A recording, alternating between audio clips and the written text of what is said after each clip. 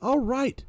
Hey, hello, and welcome back, Rangers. This is David with Fairmare's Rangers, and we're picking up with a video here. We're going to do a tier list on the nations of Empire Total War. We're going to kind of break this down into three categories. This video is going to take over Category 1, and then we're going to kind of lump them together for a fourth video to see the overall, what we think. But in this part, we're going to just be discussing the military prowess of each nation. So then we'll look at, like, on the second part, we'll look at their geographic standing. And then thirdly, we'll look at their overall government and their economics and all that. And then fourth, we'll look at a total combination of all of them together to see where they stand as an entire nation. But again, in this video, we're just going to be discussing the military of each said nation. So let's get right down to it, shall we? So we're going to start this off. We'll start off with the native factions, start ranking them first, as I kind of think that might be the best way to go. We'll start off with the Pueblo, and if you look at the Pueblo roster, really the strength of their nation is in their cav, and with the Apache Mescalero, the mounted gun is okay, the Navajo Warrior Scout, the Crow Horse. So if you're using this nation in multiplayer, it's rather a difficult nation to play as, because obviously the cav is going to be quite expensive for natives, and you're not going to be able to field very large armies. And as you push towards the east, it will be much more difficult to win battles, especially against the Huron and the European nations. So that puts them at a disadvantage, because they have to rely on their regular foot soldiers to some degree, and they just don't have the caliber. I mean, they have the average warriors that the other nations get, like warriors and warrior society, medicine men and musket men, but it doesn't really pack a punch. And in multiplayer, if you were to look at that aspect, I think maybe we should just skip the multiplayer. We'll do a multiplayer video on its own. I think that would rank better on its own. So if we were to rank the Pueblo, I would put them in the citizen mark, because they just don't hold up well. Okay, so let's push on to the Plains nations. Plains nations are not too dissimilar from the Pueblo. As you can see, their infantry is not much better, although they do have the Blackfoot Blood Warriors, which are a little bit better unit than what the Pueblo get. So that gives them a little bit better boost. But the strength of their nation, again, is in their cav. And the Comanche Mounted Warrior is a great unit that shoots while mounting or even on the run. The problem is that they don't really get the reload that you would think with only 30 that the Comanches should get from what the legends of the Apaches, the Comanches, not the Apache, but the Comanches, and really the Comanches were best known as bow cav. So I'm kind of curious as why they chose to give them musket. I mean, it's not that they didn't have muskets. I mean, they certainly did.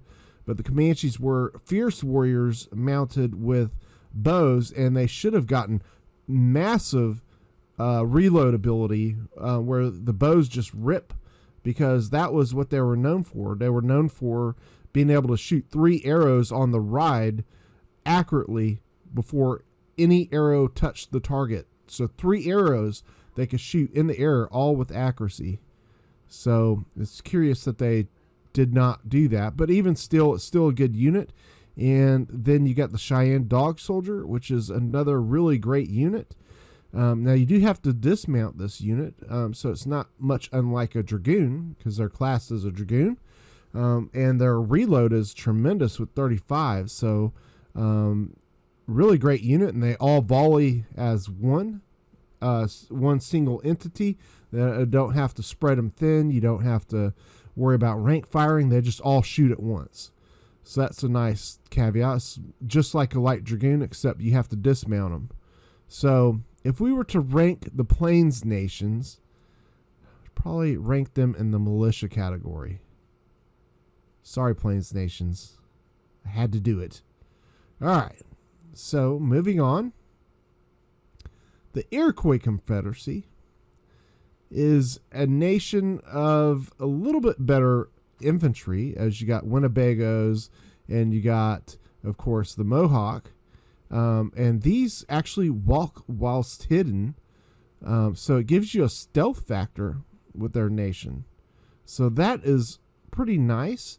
Their cav is okay, though. Kaneda, Onagata, Firekeepers. I'm probably going to mispronounce a lot of things, and I'm sure I'll get lots of hate in the description below, or the comments below, but whatever. I'm not here for them. But anyways, back to the Iroquois. The Iroquois, again, they have the stealth factor. That's what they're going to be great at, is coming up in ambush, luring people into traps with the units that don't stay hidden, like the tribesmen, the warriors, letting them think that the main body of their force is there while they push in, and then the Winnebagos and Mohawk can come behind. And I will tell you, the Mohawk is a really good unit, although they don't have great reload skill. 70 accuracy, is pretty good. And I mean, the bows actually shoot better than what you would think with a musket. So, I mean, it's not like they're terrible. So if we were to rank the Iroquois, I'd still put them in the militia category. All right, so let's churn on. And our next native faction is going to be... the Huron. Now, the Huron are really great in the fact that you get the Obajiwa warriors, the Patan warriors. You get also some great cav with the Obajiwa horse warriors. Their cav isn't going to be as great as like the Plains nations or the Pueblo. The main thrust of their army is going to be in their Obajiwa warriors. That is what you get really high class infantry out of. The 14 melee attack, 8 charge bonus is decent, 12 defense, the 9 morale is great, and you're talking about a really, really great nation here, just based on the Obajiwa warriors. Now in a campaign, sadly, it's rare that you do come across a lot of the DLC units in the native rosters unless late campaign. I mean, I have seen some, but not very many. But even still, if you're playing as the Huron, I mean, I have to factor that in as well. That makes the Huron a very formidable nation and really tremendously easy to just demolish people, because you can take a chief and just all Obajiwa warriors and really go to town and do some massive damage. So for that reason alone, I'm going to rank them as superior. Great native faction. All right, and then if we are looking at the last native faction, the Cherokee, this is not much unlike the Iroquois with the stealth factor. The Atacapa and the Muskegee all walk whilst hidden, so that gives them a stealth factor. The difference is that the Muskegee versus the Iroquois, I'm sorry, not the Iroquois, the I think it's the Mohawk. Shit, I can't remember. No, it's the damn, I can't get my native tribes right. The Winnebago, I believe, is the the bow infantry that walks hidden for the Iroquois. So the Muskegee, let's get back on track. Okay, so the Muskegee is a great unit that walks hidden again, and it's got 50% accuracy, 25 reload. Really good. It could do quite a bit of damage. One problem is that it is a lower unit size, and the fact that if you're playing large or very large, it's 90. The huge size is only 120 men. So you don't get a big unit. And same thing with the ATK, 90 or 120 based on which unit size you pick. Now this one does throw axes. They only have 4 of them that they throw, but they get 40 accuracy, 35 reload skill. And of course, the range is only 40. I mean, who really uses that? But I mean, I guess some people do. And then the difference is you get 12 attack, 10 charge bonus, 6 defense, 10 morale. But again, the big factor with these guys is they walk hidden. So that is a good stealth factor. So for that this ranks them above the Iroquois Confederacy simply because they have better units. They're just better quality units. So I'm going to list them as regular. All right, so let's move on to the European nations. We'll start off with the United States. Okay, so with the USA, you get some really good units, frankly. Long riflemen, which you have ability to recruit right off at the start of the campaign. If you're doing the Road to Independence campaign, the last stage, you can recruit those right at the beginning. And with the long range and the 35 reload skill and the ability to walk hidden, walk hidden is just tremendous. Again, a stealth factor that the natives have that you get playing as USA. Of course, they have all the other standard units like line infantry and grenadiers, so we don't really need to discuss them. But the Maryland, once you get this unit, it's a great unit. You get the Guards or the Republic Guard as playing, of course, as a Republic. Then you get Legion of the United States, and this is a great light infantry. You get 90 of them and 35 reload skill, 20 ammunition. It's not too much unlike the Free Corps for Prussia, so really great unit. The morale 8 is not bad. Even defense of 13 if you're attacked by cav, that's really good. And then you get some special units like the Marines, which is a really fantastic unit. This one, platoon fires, if you have that research, 50 accuracy, 45 reload. Really great. A smaller unit, 90, 120, but really, really great and effective. And yeah, so USA, that, I mean, of course, you get Light Dragoons, you get Lee's Legion, 2nd Continental Light Dragoons. All these are, and of course, Polanski's, these are all special to the United States. And their Navy is not anything special, so, I mean, it's got, of course, the, oops, I guess I skipped right past it. It's got the USS Constitution, but I don't find that ship to be altogether that fantastic. So that being said, I will give you United States probably superior. Number one, because they are easy for a newcomer. Actually, we'll put them in the elite because they have such a great unit selection. It's easy for newcomers to play United States to the game because of the unit selection and the ease of use of them. So we'll stick them in elite. All right, so next up on the menu is going to be the United Provinces. So United Provinces has 2 guard units that are really good, the Holland Guard and the Blue Guard. Very good, especially the Blue Guard.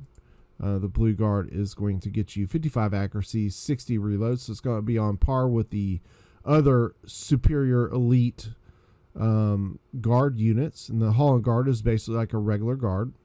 Of course, you got the other, specific units like line and grenadiers, light and riflemen.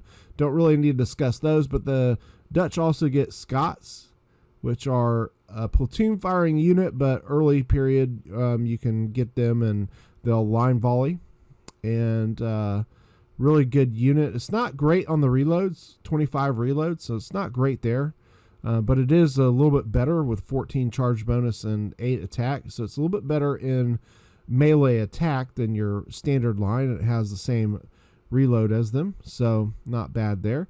The Swiss is another unit that you get, and this Swiss is really good. 45 accuracy, 40 reload, and 15. The charge bonus is okay. Defense is really good. So this is a great unit that you can get. The Swiss, I can't understand for a medium tier line infantry, really great unit. As far as their cav goes, they have, of course, light dragoons. All the basic cav. They get hussars, which sadly not all the nations get, but the Dutch do. They get the garde du corps, the horse guards for their heavy cav.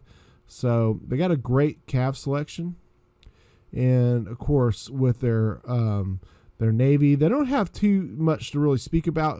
With the one factor being that they will get a flute, which is a unit that you can use that also you can put on a trade node to get resources, and has a little bit of firepower. It's not a great unit. It's kind of slow, and it's not really very maneuverable.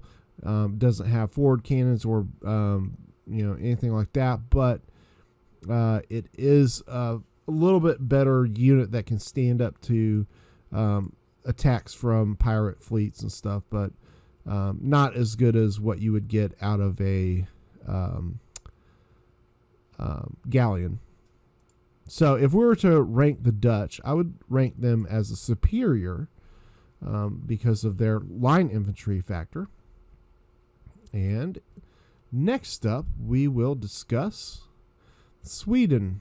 Now with Sweden, they as far as guards, they get lifeguard afoot, which it's a good guard. But they also get superior line, which is it's not up to what guard is, but 45 accuracy, 45 reload. It's good. It won't hold up against a guard, but it certainly will destroy regular line infantry pretty effectively.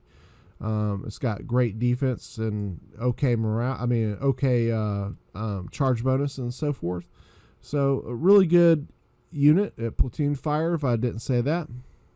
Where Sweden really stands out is their cav. They have larger size cav, and that's what the real difference is. And large, it's 60, and huge, it's 80 for their light dragoons. And that's really where they really can make an impact, is using light dragoons to effect. Because if you pair a couple of light dragoons together with that 50 accuracy, they can really lay devastation and rout units quite rapidly and give you the mobility to swing from position to position upon the battlefield. So that makes Sweden a very formidable force. And of course, the heavy cav, they get 60 of those. If you're playing as the extra large, or 80 is huge. So that is pretty nice for a heavy cav.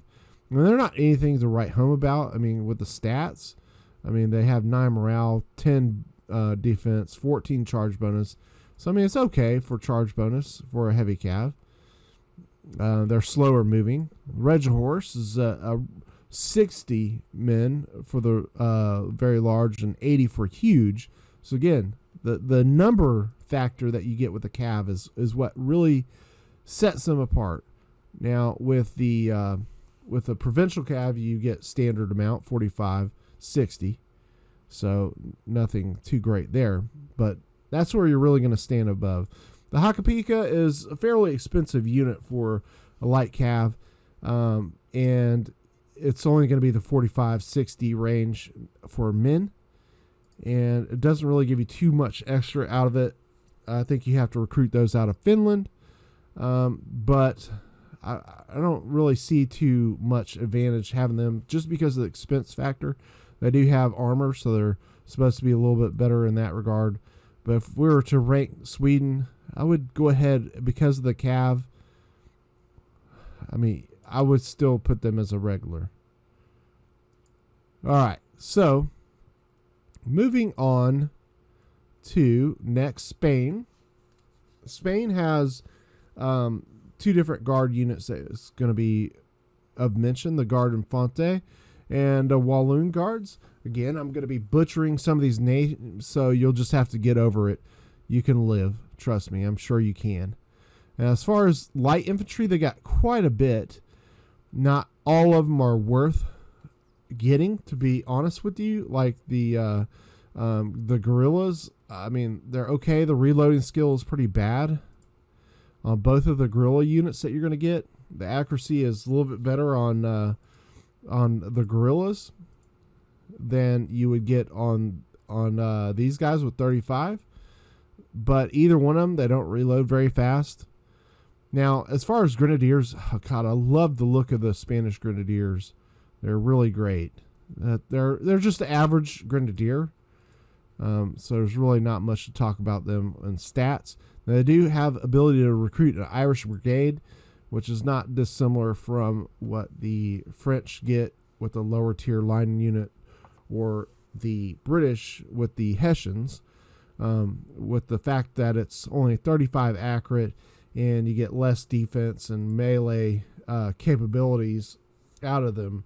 It's not really a great unit. You don't get much. It's a little bit better than a militia unit, but do you really need that middle tier line infantry unit? I don't really know.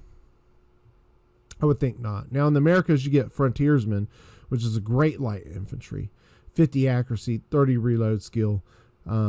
This is a really good one. It does stay in the loose formation, as does all of the Spanish light infantry. But you also get the Cazador late period as you research rifle technology. And this one has the longer range of 125, and yeah, you get better morale out of it. It's a little bit more expensive, but still a good unit. I'm not a fan of loose formation as too much. I like keeping my units in standard formation, especially in campaign. Now, as far as the cav goes, Spain's a little limited in that category. They do have some cuirassier, the garde du corps, carabiners, light goons, and so forth. But other than that, I would put Spain as regular. So moving right along, let's move into the Russians. Now, we've talked about this before. The Russians have, with their guards are good. The Simonovsky Guard is really good. They really stand above in melee. The Grenadiers for the Russians are really the worst Grenadier you can get in the game. 40 accuracy, 25 reload. You can see it's worse than anybody else. But in melee, they stand above in attack, not in defense, because they're worse in defense, but they're really good in attack. Hand mortars, I'm not a really big fan of the hand mortar unit, as it's only 50% accuracy. You only get 6 ammo out of them, and then it's basically a melee unit. Now, is it a good melee unit? Sure, but you're talking about a smaller one, a 60 or 80 men, depending on which size you go with in your campaign. So, really, after 6 shots, it's really a glorified melee unit of smaller category. So, I'm not a big fan of hand mortars. As far as light infantry goes, the Russians have standard light infantry. Militia, the Cossack infantry is their militia unit, which is a more expensive militia, and you don't really get too much better out of them for being more expensive. In melee, they're a little bit better in the attack, but not much. So, I mean, it's more expensive for that unit. Line infantry is the worst in the game. So, yeah, really bad for their regular line infantry. Now, these guys, they're going to be your militia that is only a melee unit. With a morale of 3, you must have a general to keep these guys in the battle. Otherwise, they will easily rout off. If you have a lot of them, it is easy to have a chain rout started on you if you have any of them starting to rout off. So that is very important to note if you do use those units. They do have the ability to recruit Siberian Hunters, which is a fairly good light infantry unit. 30 reload, 50 accuracy. So, really good there. Cav, really great for Russia. Really great. They get, of course, all the standard, like the light dragoons. Early, you'll get recruit this unit here, which has low morale, but it's a decent little, almost hussarish little unit. Of course, later on you will get the hussar, and you'll have the ability to get bow cav as well, which are pretty good units, frankly, to be able to use. And then Cossack Ottoman Cav, which is a really good shot cav, if not a little expensive, but it is a good one. Cossacks, which have the ability to fire whilst mounted, unfortunately only have 10 ammo, so then it becomes a hussar at that point. And of course their heavy cav is really good with the cuirassier and the garde cheval. The garde cheval has just tremendous 19 charge bonus and 21 attack. So really good unit there for heavy cav. Navy, not anything really special to report on there. So if we were to put Russia, I would put them in the militia category. I think the cav is the only thing that really keeps them above citizen, because their infantry is just so terrible. All right, so moving right along, let's get into the Prussia category. Prussia with the life guards, really great guard unit. The grenadiers are the best grenadier in the game, more expensive than anybody else as well. They get quite a bit better reload with 45 than anyone else, 45 accuracy, and their charge bonus is 15, which is second best to Russia. And yeah, so really good there. Second best. Well, I guess all of them have 10 melee attack except for Russia. So nothing else to report there. Now they do have one extra morale with 9. So grenadiers are really great for Prussia. Free Corps, like I was speaking about earlier with the Legion of the USA, very similar to that unit. It's 90 range, 50 accurate, 35 reload. So really great unit. 8 morale, 11 defense. Not as much as you get with the Legion of the USA, but still fairly good defense for a light infantry unit. So Free Corps are really good. Later on, as you get rifle, you get Jaegers, which are really good long-range unit. Cav is really great for Prussia. Really great, matter of fact. You get, of course, all the standard like Red Horse, Hussars, Light Dragoons, all that good stuff. But you also get Cuirassier, Garde du Corps, Bosniaks, which are a tremendous shock unit, 27 charge bonus, and 8 morale. And then you get Uhlans, which are okay. You get Deathhead Hussars, which are a really good unit that you get only one of, but really good. 15 charge bonus, 10 defense, 11 morale, really good cav. And then of course second Hussars, which are the fastest cav in the game, and this unit can really pack a punch with 17 charge bonus and 11 morale, 11 defense, 13 attack. Really good, really good unit. So as far as Navy, their Navy is just standard, so nothing really special to report there. But because of the cav factor and because of the higher power firepower that Prussia gets, I put them in an elite because Prussia's line fire faster than any other unit in the game. So I would say that's great. Of course, Britain has also very higher firepower units, but that's why I listen there. Now, let's move on to Poland-Lithuania. Poland-Lithuania, they have, of course, the standard guards, grenadiers, everything like that. Now, they do have a guard grenadier unit that's very good, 50 reload, 50 accuracy. But being it's only 60 to 80 men based on which size you pick, they blow through ammo quite fast. And, of course, you need ammo to throw grenades, so you need to really balance that. As far as the defense, 18, charge bonus 15, really great grenadier unit. So it's not a bad unit to carry in your roster. Unfortunately, you only get one in campaign, so that is not super great. But as far as their cav goes, you do get some really good units like the Winged Hussars. Winged Hussars, 28 charge bonus, ladies and gentlemen. This will shock the hell out of anybody. Really great unit. It is not very overrated. It is a heavy cav, so it does move slow, but if it does make contact, it can do tremendous amounts of damage. I do not think it's an overrated unit. Of course, I do have the Hussars and the Uhlans, which have a 25 charge bonus, which is really good. And then you also have access to recruit Bocav that can actually provide for really good cav units for you. So if we were to rank Poland-Lithuania, of course their navy is a basic navy. Let's just rank them as regular.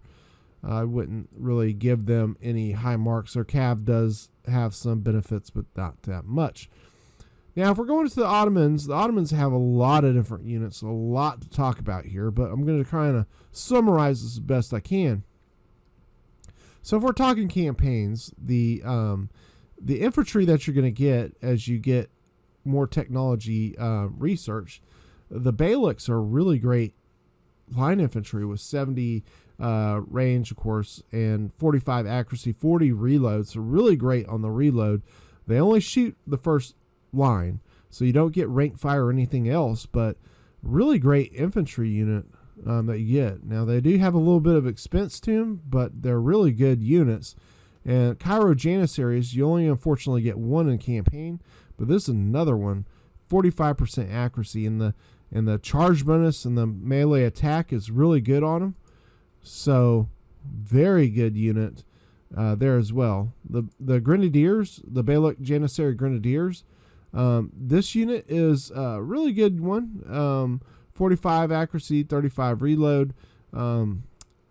I do recommend this unit versus the hand mortars. This unit is much better. The hand mortars, not so much. Again, hand mortars only come with 6 ammo, so that makes them a glorified melee unit after that point, which you have plenty of to recruit from that you don't need a hand mortar. So as we get into the lower tier, I think the only ones to really discuss really would be these guys are the Haida regulars, and the Bosnians are actually a little bit better on range, but I think they do have 90 range, but as far as like your other militia units that you're going to have, the one that really is discussed is the Palestinians, as they are a really good militia unit with 35 accuracy, only 15 reloads. That's quite a bit worse, but with 35% accuracy, it's not bad. They have 8 morale for a militia unit, so if you're going to have a militia unit, that's one to come with. But there's one unit that I want to talk about quite a bit in campaigns. It's the Samat Janissaries. This unit is really great with a 7 morale. You get 13 melee attack with them and a charge bonus of 9. This is a really great unit to come onto the battlefield with early period as being only a melee infantry versus Russia's melee infantry. This one just demolishes it. Now in defense, it's actually got decent with 10, but again, if you put these head to head with Russia's melee, they just demolish them. I mean, it's not even a close fight. So Ottomans are definitely got some really good selections of units that you can really diversify your units with, because they even got Armenian archers, which I know they're archers, guys, but this is a really good unit. It's only got 60 to 80 men, depending on what size you pick. But with the 40 accuracy and 15 reload, this is not a bad unit to have, because the 15 reload for bows is a little bit faster than what you get for muskets. So it's a really good unit. Of course, you get Afghan hillmen and Kurdish hillmen, which are light infantry units of the 90 range category that are really good. They stay in loose formation. Late period, you get Nizam cadet infantry, really great line infantry. This one can rank fire, so that's a nice thing for the Ottomans to have. And of course, their cav is where they really stand out. You get some really great cav with the Soviets, and then of course with your Delhi horsemen is where it's at. It only has 10 ammo, but this is a really great unit. A melee attack of 11, charge bonus of 11. This unit can really cause some disruptions on the battlefield. And then also some other light cav that is really good is the Mamelukes, which are really good, 15 charge bonus. And yeah, so you can really pack some punch there. Camel gunners also can be quite devastating to you because they have the 90 range. The reload and the amount of men in the unit is not that great of a factor, but also the camels will scare away enemy cav. And as far as artillery goes, now this is the first one I want to discuss because they have something that's a little bit different in the artillery category. So they have 60-pound heavy artillery and organ guns, which are very slow to reload, but man, when they shoot, they can cause massive damage, especially your cav. So really good units. They got bombardment mortars, really great artillery that they can bring to bear against you. Now, the Navy, not anything really special to talk about there. So if we're going to rank the Ottomans, I'm actually going to put them, this might be controversial to some of you, but I'm going to rank them in the superior category. And moving right along, go to Maratha Confederacy. Now, the thing to discuss about Maratha is you do not have long-range units with the exception of the camels, which we just discussed with the Ottomans, so I don't need to really discuss them again, but that's your only long-range unit. So, well, I take that with a grain of salt because as you move north, you can recruit Afghan and Kurdish hillmen, and then you can get access to some light infantry, but that will be about it. So you're stuck with your line infantry, and you do got some really good ones with the Sikh musketeers, which actually can do 45% accuracy with the 30 reload, but they only shoot the first rank. So no rank firing units for Maratha. The Bagheer line infantry is a decent regular infantry. And of course, the Sikh warriors is really something that's special for Maratha. In fact, you get 9 morale, 14 attack, 12 charge bonus. Now, this one is above what the Ottomans get for melee, and that's saying something because we just discussed how the Ottomans are less than, are better than the Russians. So in melee, the Marathans have a little bit better melee than even the Ottomans. And you tap that in with the elephants that you're able to recruit. You can bust up squares easily with elephants, so on and so forth. And the rest of their cav is really good. With a heavy cav, these guys here, Sophia's, also really great Lancer cav. The Sildan Lancers are just okay. I mean, they have a 24 charge bonus, but it's really all about the charge bonus and the shock with those. And the Bawadari are good. So you get some great units, but really the elephants bring an extra special flavor to the Marathans, but they're not easy for a lot of people to use. So I will put them in the regular category. Also because they don't have good long-range units. So we got 3 left to go. Next up on the discussion board is Great Britain. Now, Great Britain has the second best reloading unit as far as line infantry goes, next to Prussia being the best. But their guards, the Coldstream Guards, are the fastest firing unit in the game. So they have that factor. So, yeah, you only get one of them in the campaign. Their guards are really good. They also have a special unit, the Black Watch, and unfortunately you're going to recruit one of those as well. But this is a guard unit that has really good melee. And then you have, of course, really great light infantry with the British. Probably the best in the game, and that would be the Ferguson Riflemen. Super fast reloading. The 35 is not give it justification because these are breech loading weapons that just can fire completely and devastating your units fastly. Cav charging at up don't stand a chance if they're charging straight on. Green Jackets are like regular long range light infantry, but they are extremely good in melee defense with 12. So really good units there. They actually have a bayonet. And as far as Grenadiers go, the British Grenadiers are basic to everybody else, but they do have the Hessian Grenadiers, which are a little bit less, but a cheaper Grenadier, and the Royal Welsh Grenadiers, which are a little bit better. And with the special line infantry, you get 33rd of Foot and the King's Royal Regiment, but I don't really even recommend those over the regular line infantry because they're not as good. The reloading skill is not as good as a regular line infantry for Britain, which is going to be 30. So the others 25. So you're getting a little bit less on the reload. Now, you get a couple skirmishers that you're able to recruit as well. In the Americas, you get the Rogers Rangers and Rangers, which can be quite helpful in the American region. And as far as cav goes, they're okay. I mean, Britain's not stand out in the cav category. They do have light dragoons, and that is crucial to have. But as far as the rest of their cav, they don't have really great diversity. Now, the way stand apart is with their navy. They have really great navy. So with the reload is tremendous with them. So we're going to put Britain in the elite category. And then that moves us into France. France has a lot of line infantry to discuss here, guys. A lot. The Mason, the infantry vu, you got the Royal SOs, and I'm just going to tell you, I'm going to butcher all these names. Again, you can criticize me in the comments, but you know what? You just make a fool out of yourself when you do it.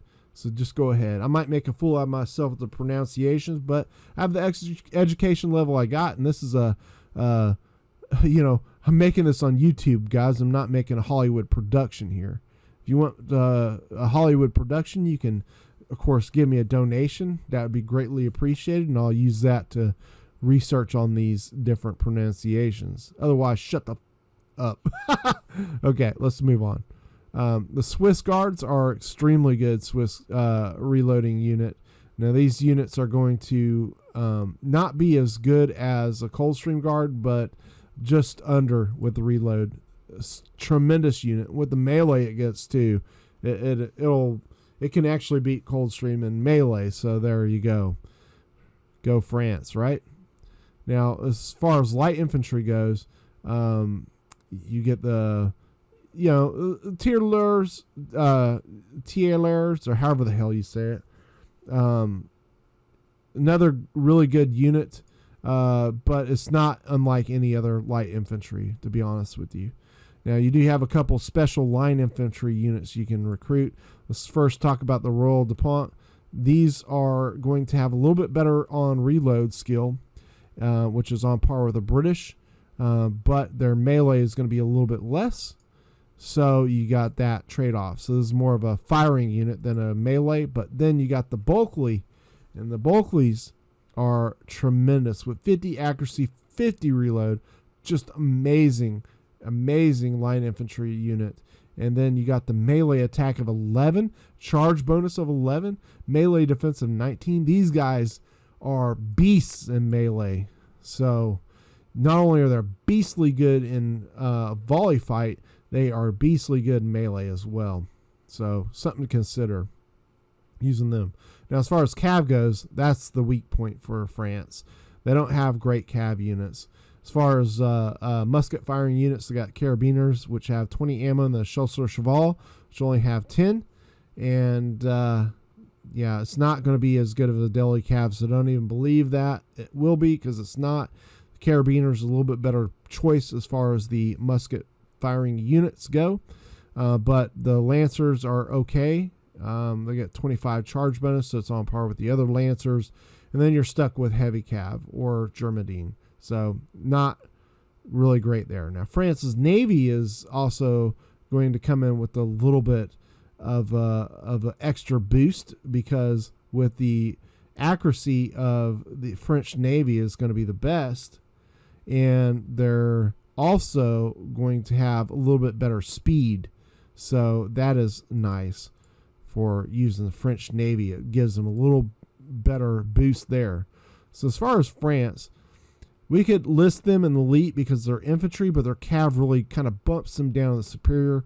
Their navy keeps them from being knocked down into regular. So that's where we kind of list France. Now, moving on to the last one to discuss, Austria. Austria is got the basic guards, so don't really need to discuss those. We've already discussed them.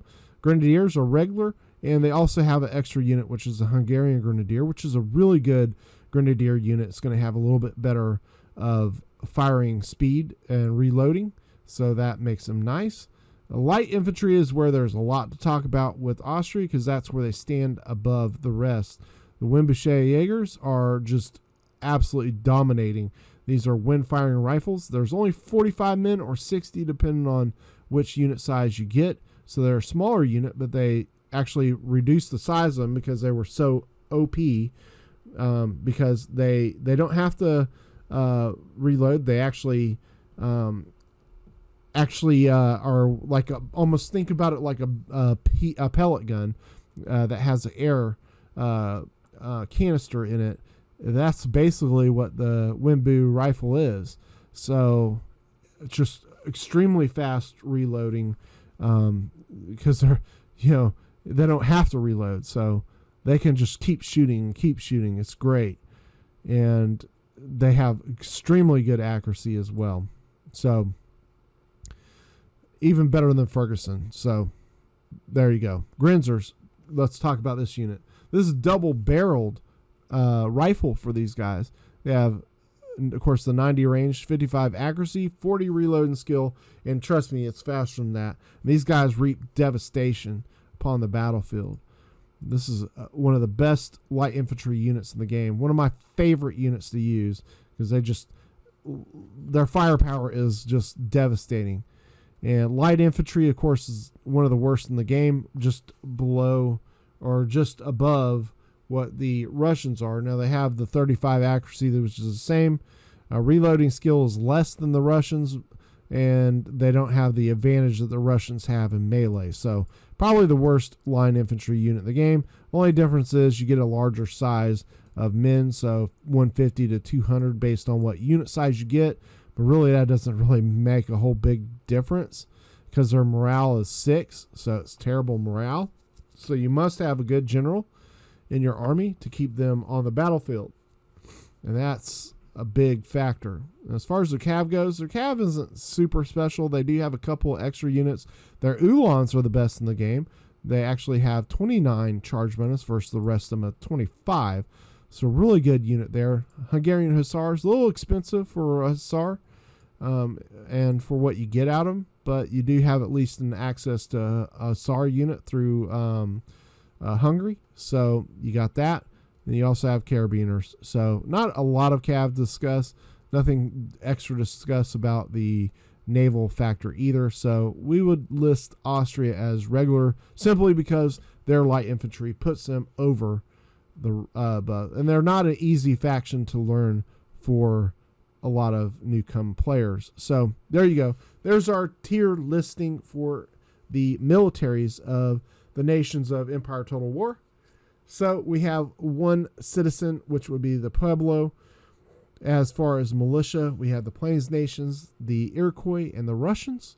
Regular, we have the Cherokee, Swedish, Spanish, Poland-Lithuania, Maratha Confederacy, and Austria. For superior, we're going to rank the Huron, the Dutch with the United Provinces, the Ottoman Empire, and the French. And then for elite, USA, Prussia, and Great Britain. So these are simply my opinions. If you agree with them, disagree with them, let me know in the comments below what you think, thoughts, everything. And we will catch you on the next video, where we will be discussing the placements of each nation, the ease of which to start a campaign and maintain a campaign in the next video. And then after that, we will discuss the economic power, the governments, everything like that for each nation. And then in the last, we'll come together and put them all together as a whole to see which nations are the best in the game. All right, so we'll see you on the next video. Once again, guys, I appreciate it as always. Thanks again. We'll see you then.